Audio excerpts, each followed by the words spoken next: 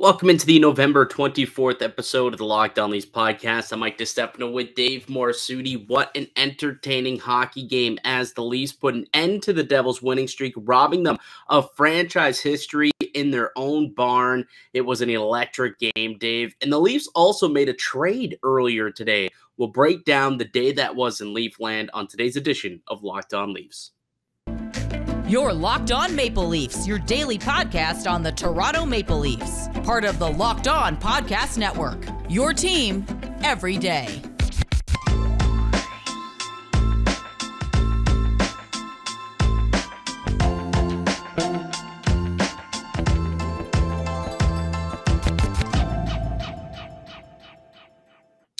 Hello and welcome into the Locked On Leafs podcast, one-stop shop for all things Leafs. I'm your host, Mike DiStefano from TSN 1050 Toronto Radio, also known as Al's brother on TSN's Overdrive and TSN 1050's Leafs Lunch. Joining me, it's my co-host Dave Morassutti from Sportsnet, also a writer for the NHLPA.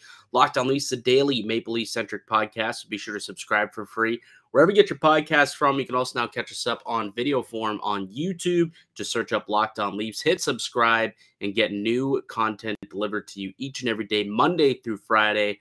All Leafs, all the time.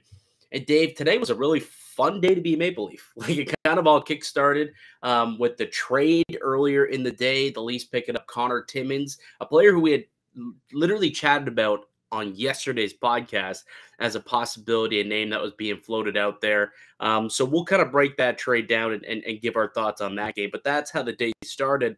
And then it ended with a bang. The Maple Leafs ending the streak of the New Jersey Devils, picking up a win over the league's hottest team, 2-1 in overtime, which some people are calling a controversial game.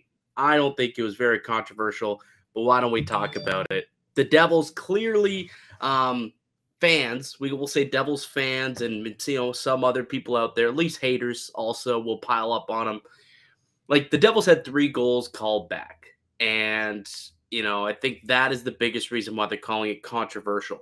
But let's call a spade here, Dave. The reason why those goals were called back and called no goals is because they weren't goals, Dave.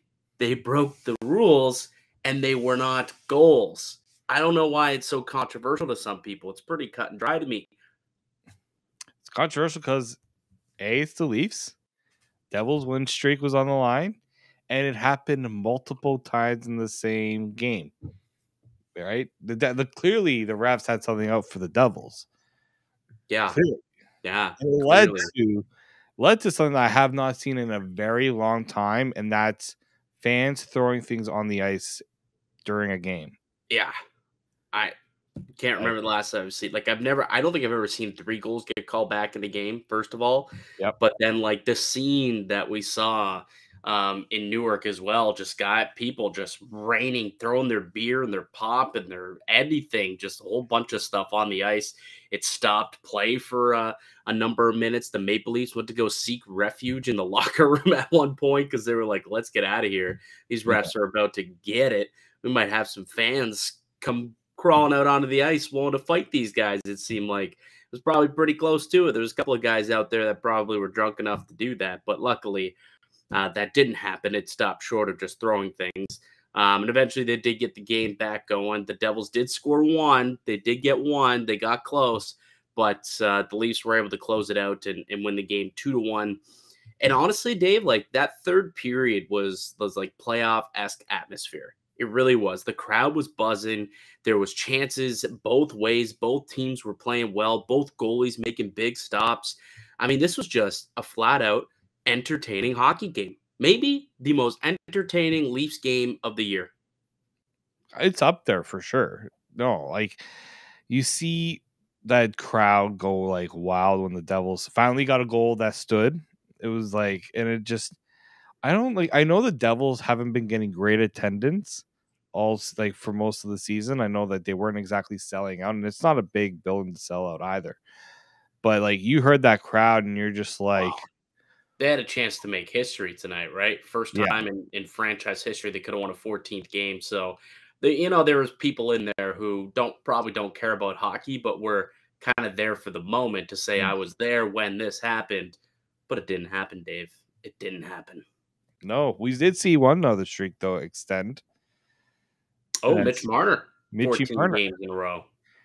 Like somebody, I don't know if it was like someone in our YouTube comments saying, will Marner's point streak end or the Devil streak end? And I was like, well, technically Marner's streak can continue and the Devil streak can continue. So somebody could have easily have said both, but luckily it was only one, and it was one that mattered the most to the Toronto Maple Leafs. Yeah, it was either A, B, or A and B, I guess, were the options, and it ended up being B and only B. But overall, just a real solid game out of the Maple Leafs. You saw Matt Murray come in clutch with some real big saves, especially there in the third period. He was fantastic, and it just keeps building. The guy just keeps building performance after performance, and this is now 5 games in a row where I think he's played exceptionally well, and it's really something that we weren't sure what we were going to get out of Matt Murray coming into the year. More so, I think it was all health related, but so far since he's come back from that injury that he sustained after the first game, he's been stellar. He's been locked in, and he's been giving this team quality goaltending. And what did I say was going to have to happen, Dave? I said one of two things.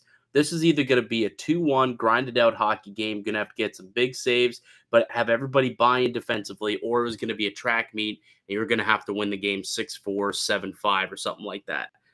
It wound up being the style of game that I anticipated, the 2-1 track meet, or the 2-1 grinded out type of game where we saw a lot of buy-in defensively from everybody. You ended up having Giordano stepping up and playing over 22, 23 minutes a night. You had Hall play a bunch of minutes. We even saw an injury to the blue line. I mean, we saw Jordy Ben go down the second period. He tried to skate out there, did one shift in the third, and then said, nope, can't do it. He's going to be reevaluated tomorrow. It's an upper body injury is what we're being told by Coach Sheldon Keefe. So that even meant more minutes we're going to have to go to those guys. Limligren and Sandin played a lot tonight. So really 24 minutes and 43 seconds. That was how much time Mark Giordano played tonight. 39-year-old Mark Giordano. That is just absolutely insane. But overall, honestly, I thought this was just a terrific team performance tonight. Yeah, no, it was definitely. I mean, also shout out to the refs for helping out with the Leafs tonight. Just wow. Put that up there as well. But yeah, you're looking to get us canceled now. We're gonna get canceled. Here's the thing, Dave. Here's the thing. You know that there are some pissed off anti-Leaf fans who watch this show just to crap on the Leafs. Yep. So we're gonna get that. Yep. I'm stoking the fire. And to troll us. And they're gonna go in there and they're going to light you up in the comment section. Guaranteed. It's gonna happen. Bring it. Because you'll be dead wrong. That's the best part.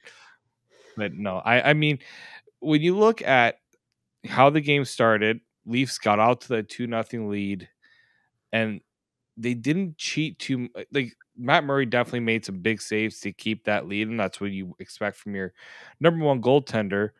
But it was how they didn't let things kind of throw them out of whack in terms of like the Devils put some serious pressure on.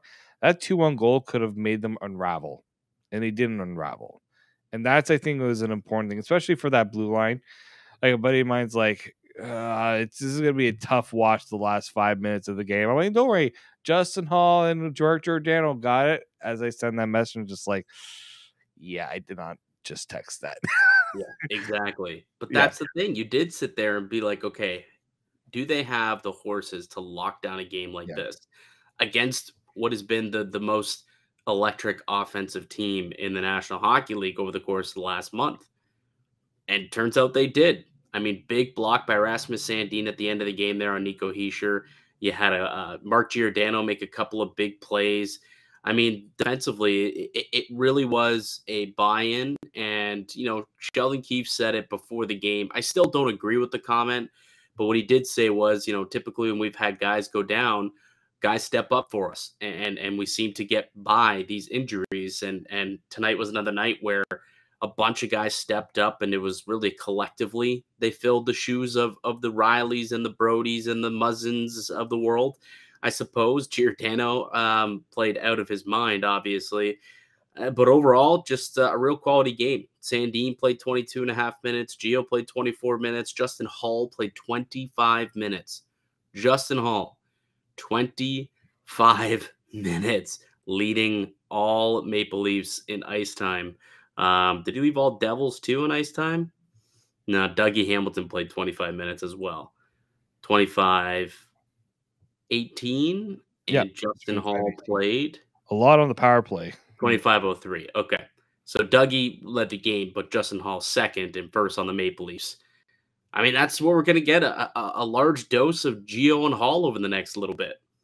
Like how Connor Timmins is coming to town now, but he's not going to be a top pair defenseman. We know that. We'll expand on that in a moment, in a little bit here in the podcast. But that's what it's going to be. And look, they were up for the task tonight. Can they continue it this weekend against Minnesota, against Pittsburgh? Then they're in Detroit. They're on the road. Like that was a gutsy victory that they're able to get there out on the road in that barn with a chance to play spoiler with the Devils looking to make history. And they were able to actually pull it out. They held the 2-0 lead. They got a little bit of assistance from the officials, as we noted, to get there. Wink, wink, joking, obviously. But, terrific performance by the Maple Leafs in general. Why don't we take a quick break? When we get back, let's get into our 3 stars of the game. Then we can break down that trade that happened earlier today with Connor Timmins being the latest player to enter the Toronto Maple Leafs organization. Today's show is brought to you by betonline.net. It's your number one source for sports betting info, stats, news, and analysis. Get the latest odds and trends for every professional and amateur league out there. From football to hockey to basketball, soccer, esports, and more, we've got it all on betonline.net. We're always the fastest and easiest way to get your betting fix. Head to the website today or use your mobile device to learn more. BetOnline, it's where the game starts. Welcome back into the Locked On Leafs podcast. I'm Mike DiStefano with Dave Morassutti. We're hosts here at Locked On Leafs. Toronto with a 2-1 win over the surging New Jersey Devils, who had won 13 in a row prior to tonight. They were looking to make it a franchise record 14th, and the Leafs said, no. I do not think so. Full Mutombo on them. They pick up the win in regulation 2-1, and we will go through our 3 stars of the game as we do after every Leafs win. Who's your 3rd star of the game, Dave? I'm pivoting from my initial suggestion because I was gonna say, not all heroes wear capes, they wear black and white stripes. Shout out to the refs. I was gonna go in that direction, but I figured I got my laughs in earlier, so I'm not gonna go in that direction. Instead, I will go with Mitch Marner. That effort on the Tavares goal was ridiculous. Yeah. Like, he fought off 2 players on his knees. I don't even think I was trying to remember. I don't think he was even looking at the play when he made the pass to Tavares. I think he just maybe took a peek, saw him coming off the bench, and assumed he's going to attack the net. I'm just going to put it in a place where he should be, and he did. And Tavares connected, and they went up 1-0. And you're right, that was a terrific play by Mitch Marner to just kind of stay with it. And Siegenthaler is a real steady defenseman. Being able to take the puck off him is not an easy task. No. He's one of the better defensive players in his own zone in the entire league. So for him to make that play, find that loose puck, win that battle, and then spot Tavares coming off the bench, just a high IQ play out of Mitch Marner. Absolutely. I think he's well-deserved of the 3rd star. I gave mine, however. I'm curious to hear what you think about this one. But I'm giving it to Rasmus Sandin. I'm giving my 3rd star to Rasmus Sandin tonight. I thought that, he's someone who over the course of the last couple of weeks has really taken a beating from, the media, from us, from fans. He really hasn't played very well, but in a moment where he had to step up and play big minutes, played 22 minutes and 23 seconds tonight, season high, played extremely well, played a lot of it in his own end, played a lot of it against some tough opponents, some tough competition, and he ended up as a +1 on the night. He was on the ice for both Toronto goals, was on the ice for the 1 goal against, obviously, and that was a questionable call to vacate the front of the net made the wrong read, thought that the puck was going to rim around the boards, and unfortunately, it had Dougie Hamilton, who was pinching in low and got the tip in front, and that one he probably wishes he could take back. But outside of that, massive block tonight, late in the game on Heischer to kind of, I guess, ice it in a way. Had a couple of blocks tonight, laid a couple of hits. I thought that he was pretty good considering it's been a tough couple of weeks. It seemed like he kind of had a little bit of swagger and confidence back in his game tonight, which is really good to see. And we kind of need to see that out of Rasmus Sandin, who's going to be a top 4 defenseman for this team for the next little bit as the injuries have started to pile up here. Yeah, well, this is why for my second star, I was giving to the defense in general, because in those final few minutes, it was tough. They were in their zone a lot. They were stuck long shifts. But what I liked was the Devils were clearly trying to get those sideboard to sideboard passes, get them moving. They had good sticks in the passing lane, so these weren't clean passes that the Devils were getting off. And the block shots, man, there was a comment about the Jordy Ben injury, saying maybe the Leafs sponsorship is kind of ironic because so many defensemen have been getting injured, and they should be maybe just drink a little more milk. But Sandin, Hall, Giordano made some huge blocks in those final few minutes, especially Giordano. He might be the best shot blocker on the team because he's making them on like the plays that are you don't expect him to make the shot block on, right? And he does it. I mean, they don't look as painful when Gio does it. But like there was one shot block in general that they brought up on the broadcast where Justin Hall literally sees the guy like open for a good chance on that, recognizes the play, and gets right into the lane to block the shot. Generally, you don't want your defenseman to screen your goaltender and let that puck get through. So if you're going to block it, you better get your whole body in front of it. And Justin Hall did a good job of that. That's what you need to do to win games like this. You have to make those sacrifices. And it shows good character of that Leafs defense, minus your 3 top defensemen, to go out and do that in a game. And you lost another veteran in Jordy Ben midway through the game.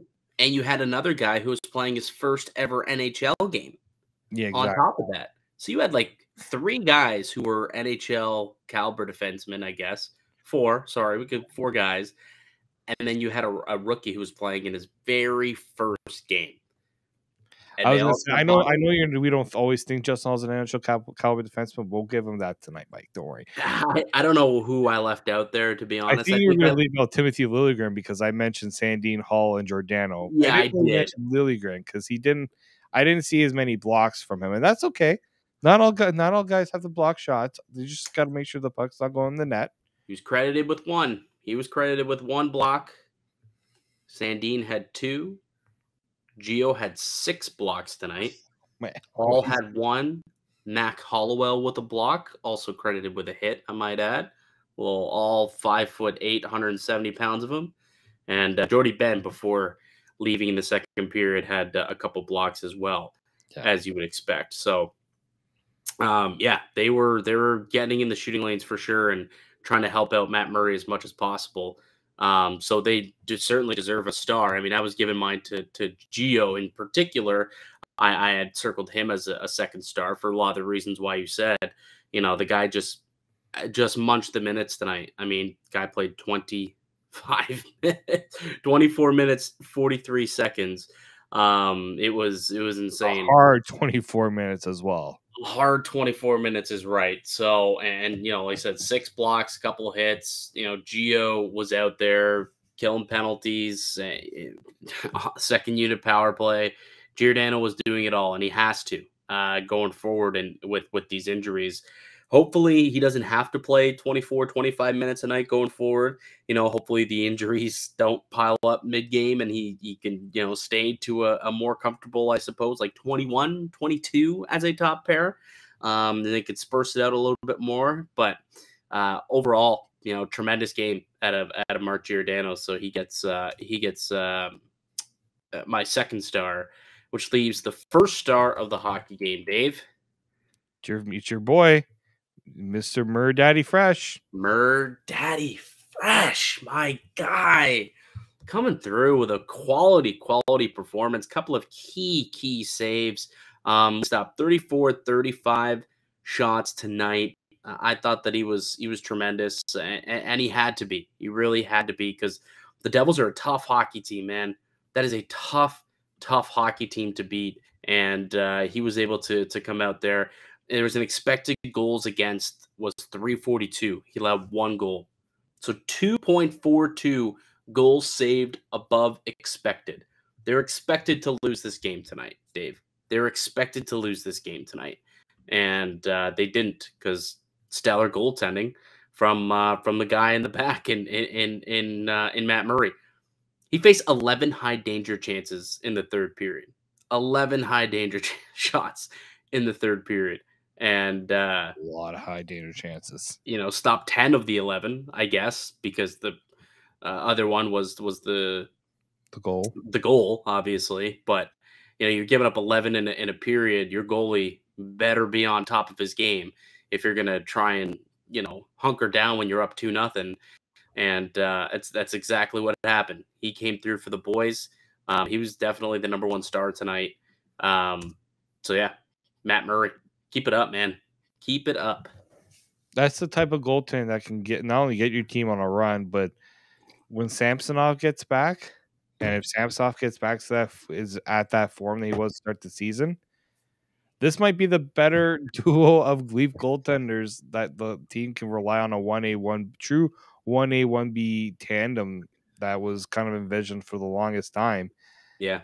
This is what will also help alleviate some of the concern with the injuries on the blue line. You notice the difference between a Matt Murray and an Eric Shalgren in that. Yes.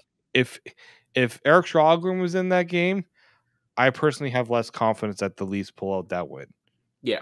Like Shalgren has done as admirable as a job as any third string goaltender can do, but Matt Murray is a step above, and it showed tonight, because there was a lot of similarities between the Islanders game and the Devils game in terms of the Islanders put pressure on Lay.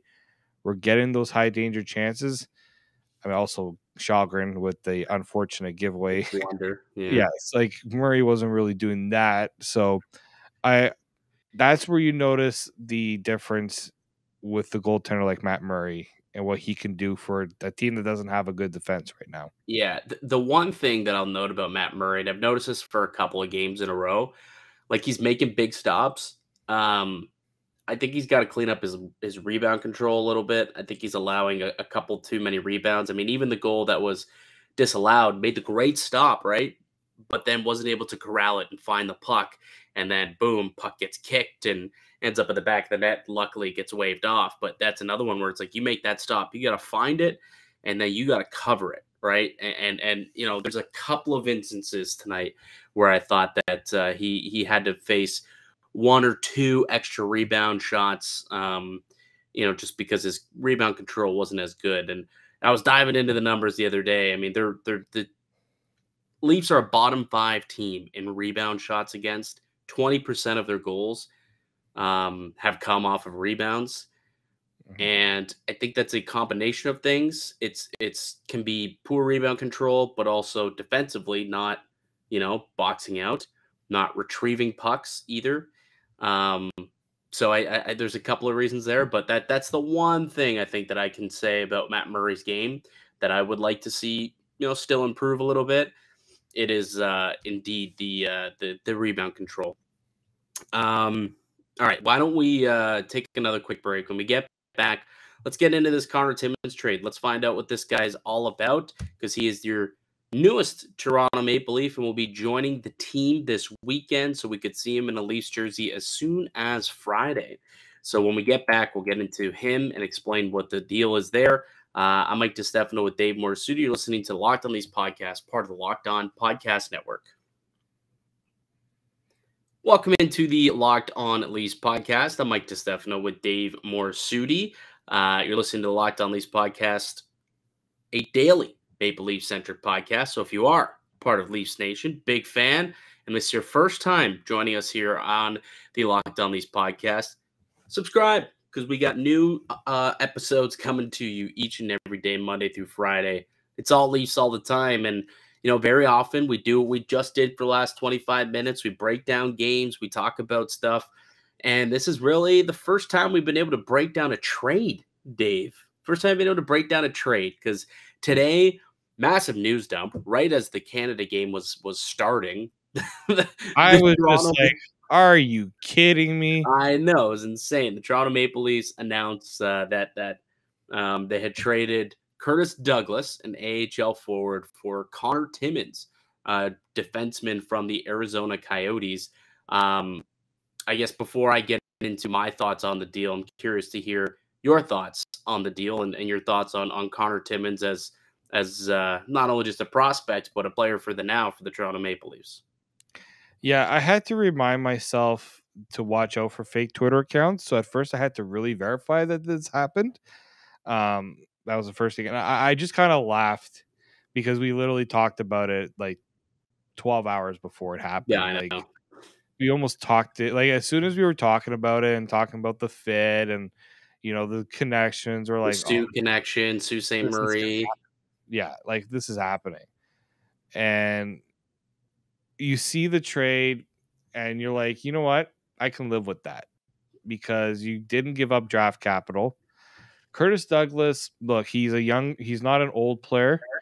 He's not like an AHL lifer, but he's also not this young budding prospect either, right? You kind of have to understand, like, I was listening to Nick Kyprios. He was talking about how the Leafs weren't exactly impressed with his progress this season because, he had 35 points last year in the AHL. He's been pointless in 13 games after, opening up a lot of eyes in training camp as being this big bodied player and something the Leafs obviously could use. But I see what the Leafs don't have many options on the blue line. And the only way you're going to get it is if you trade and draft. They don't have much in the pipeline. They've got a lot of injuries. So they kind of took advantage of a situation with Arizona where they couldn't put Connor Timmins on waivers because they know a team is going to put a claim on him. Kind of the reverse Arizona effect. Right. And so I'm not ecstatic about the trade because, this is a player that hasn't played a lot.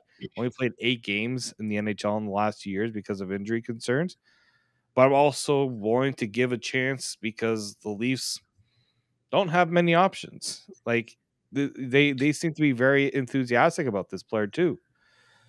What I like about it is just the fact that they dealt away a player that I don't think had any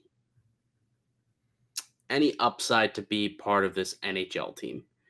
They could be happy and enamored with Curtis Douglas all they want. I know they like the size, 6'9". The dude was a Hulk out there, but ultimately I don't think he was going to be an NHL hockey player. Whereas I think Connor Timmins at least is an NHL blue liner. And I believe that they like his upside. Kyle Dubas spoke and said, we like him for the now and for the future. This wasn't just a trade to fill right now. Supposedly they've been looking for somebody to fill in like a depth piece like this since the Muzzin and Dahlstrom injuries. And this wasn't just a reaction to the Riley and Brody injuries. So maybe that means that there is another one, a bigger trade coming down the pike. I would hope so, because Connor Timmins isn't the answer on this blue line. Not at all. He's not the answer on the blue line. It's a nice, patch fix for right now. You're bringing in a young 24-year-old right shot defenseman who's got a little bit of size, 6'2", 200 pounds, 32nd overall pick a few years ago. He has a connection with Rasmus Sandin, and they played together in junior with the Sioux Greyhounds. There's clearly that Sioux connection way back when with Kyle Dubas. I think I heard Dubas speaking today. He drafted Timmins when he was with the Sioux. Didn't get to play there all too long because he ended up working with Toronto.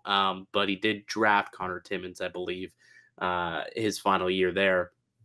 But ultimately, you're right. He's a player who over the last little bit hasn't played a whole lot of hockey. He's been limited to 2, 4, 10, 41 NHL games since 2019, 2020, and then an additional 52 American League games. So he really hasn't played a whole lot. He's played less than 100 games over the course of pre-COVID days, I guess, like since Mike Babcock was a coach of this team. So he hasn't played a lot of hockey due to injury, and that's kind of the big issue with him. Is can he stay healthy? Because that hasn't been the case over the course of the last 2-3 seasons, really, with this team. He did play a significant part, and he was considered a top-tier prospect when he was with the Colorado Avalanche. He was a big piece of the puzzle when they traded Darcy Kemper to Colorado. They liked him as a prospect coming back. He played 10 games for them in the playoffs back in 2020, 2021, in well, I guess that would have been, was that the bubble year? No, that was the following year, actually. Yeah, it was the following season. He played 10 games. He played 2 games the bubble year in the playoffs. So there is some playoff experience. Like I said, 6'2", 200 pounds, has a little bit of size, more of a defensive defenseman, I suppose. But we know how well he looked when he played for Team Canada at the World Juniors. That is the kind of lasting image that most Leaf fans probably have of Connor Timmins. Is he going to dominate the NHL the way that he dominated the World Juniors that season? No, I wouldn't expect him to. He's most likely a third pair defenseman. Maybe in a pinch, you can move him up the lineup a little bit if he could develop. But at 24 years old, I'm not sure there's much time for that much more development to turn him into a real significant piece. I could be wrong, obviously. And Kyle Dubas does see something in him. But how much could the rest of the league see in him if all it took was third line AHL Marley center Curtis Douglas to get him? You know what I mean? Like, why wasn't there a better return out there? Why did nobody else call and make that bet if they feel like Connor Timmins is a future top 4 defenseman? So he's not the answer. I think part of it is also, though, some people say, put him on waivers. Like, we're not going to give you what you might want because, the Coyotes. It's Curtis Douglas. You don't think there's another team out there that has someone else who's making league minimum that they could just throw and say, here, this is what you want, so that you got something for it? But here's the other problem is that a team that trades for him doesn't like what they see. They can't just then they're gonna waive him, right? Like, you gotta, if you're going for Connor Timmins, at some point you're thinking he's gonna play some NHL games for you. You're gonna tell me that the Ottawa Senators couldn't afford to trade like a 5th round draft pick for Connor Timmins? I mean, I don't know what exactly the Ottawa Senators roster situation is. I mean, they definitely could have done it. Yeah, why didn't they? That's my, like, they need defensemen more than Toronto needs defensemen, for Pete's sake. You have to ask Pierre Dorion on that question. But that's what I'm saying is, if, like, Kyle Dubas isn't, the rest of the league doesn't see this guy as the piece of the puzzle to help their teams win. So I'm just saying, like, I know I saw a lot of fanfare out there excited about getting Connor Timmins. I would just kind of limit the excitement. I don't know if he's necessarily a guy who is going to be a staple on the blue line when everyone's healthy. It's just added depth at the end of the day. I think this is just added depth to the blue line, and he'll get an opportunity. I think he's going to be with the team tomorrow in Minnesota on Friday. Whether he plays there or not is still up in the air, but now with the injury with Jordy Ben dealing with an upper body injury. Yeah, I was going to say, now with the injury to Jordy Ben, like, he probably is going to have to slide in and play right away, potentially for the club. So, we'll see him sooner rather than later, if not in Minnesota, probably in Pittsburgh or Detroit. He's joined the team on the road trip, so why wouldn't you use him, right? Like, he's good to go. He just finished a 5 or 6 game conditioning stint in the American League, so they should be able to use him. And he should be ready to go and ready to play. But ultimately, I think the Leafs still do need to make a bigger swing and go out and get themselves a top 4 defenseman to replace the big boys that have been gone. I don't think tonight's game, and I know we see it in the comments. I understand that this team needs score. Well, people think this team needs scoring and that defense isn't the problem, but I don't think we should be blinded by what we saw tonight and think that this team can do that every single game, because they can't, and they're not going to. And they're going to need some defense and some better top-tier defenders, top 4 defenders, if they're going to go on a playoff run, which ultimately is the end goal for this season. The lack of scoring, I think, is just a matter of the guys who have the ability to put the puck in the net just not doing it. Whether that's Michael Bunting, who scored 23 goals at 5-on-5 last year, he's not scoring. We got Austin Matthews still stuck at 3 goals at 5-on-5, none of which have been off the rush as a wrist shot from a slap shot. I think I heard every single one of his goals at 5-on-5 this year. Not one of them. So they've either been tips or backhands. Like not one of them has come as like a front-facing shot, which is just asinine for a guy who scored 60 goals last year, 51 within a 50-game span. So I don't think this team needs to go out and acquire goal scoring. I think that they have it within. They just need to start scoring at the end of the day. They just got to get going. But the blue line, I don't think they have that help from within. That's just my thoughts. That's my stance on why I believe the blue line is something they need to work on. Analytically, statistically, yes, they look fine. The numbers are there, and the goal scoring is down. I understand all that. But when I look at it, and I look at it as a full season, and I think back to what it's going to be like in the playoffs, I think defense is where they need to build a little bit more. And that may mean they might have to trade somebody away, like upgrade a Sandin or upgrade a Liljegren by moving one of those guys in a deal. I don't know, upgrade Justin Hall by moving him in a deal would be decent. But yeah, overall, I there's no reason to not like the Connor Timmins trade, but it is not the be all end all, and it's not the answer to the Maple Leafs blue line problems. Is I think is what I'm trying to get across here in a very long-winded way. I when I look at what this stretch is supposed to show Kyle Dubas and the team is, where exactly are our needs? Like we'll know for sure how the defense is going to be and whether the defense is a huge priority over the stretch of games because you don't have your top defenseman. Like this is not a great situation for the Leafs, but you can't hate what it's going to force this management group to realize.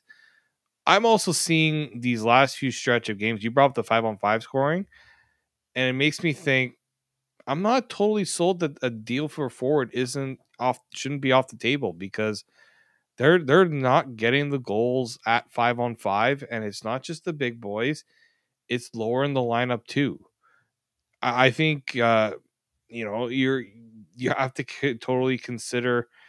Yes, your defense needs to be good in the playoffs, but if you're scoring goals, that's putting more pressure on your defense than there needs to be.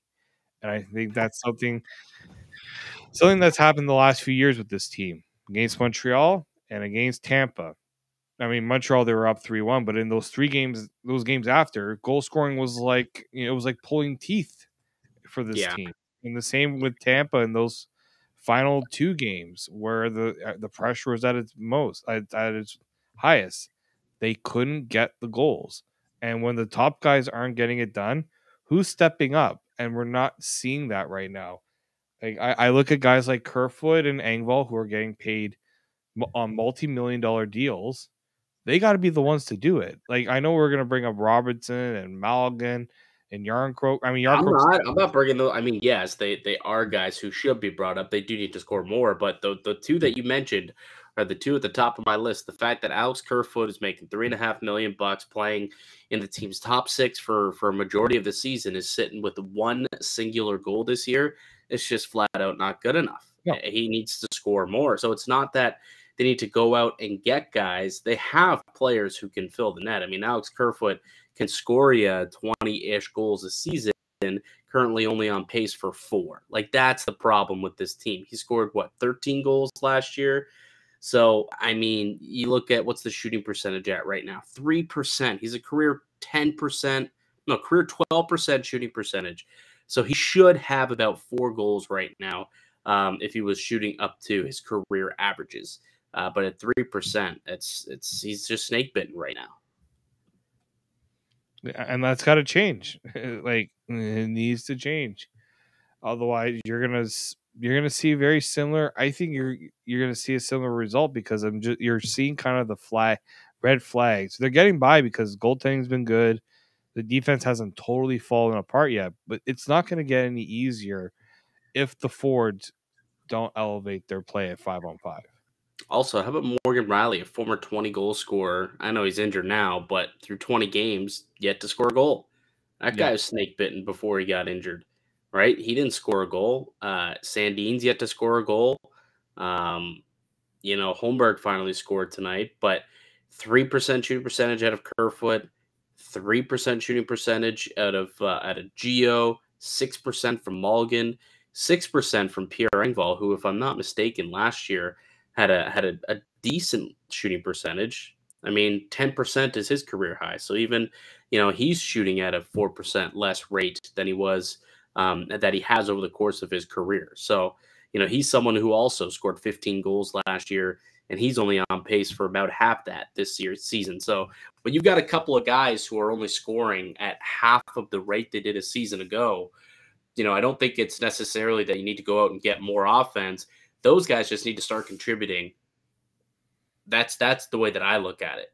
And I think they can do that from within, but I don't look at the blue line and see internal contributions and internal improvements from guys on the blue line.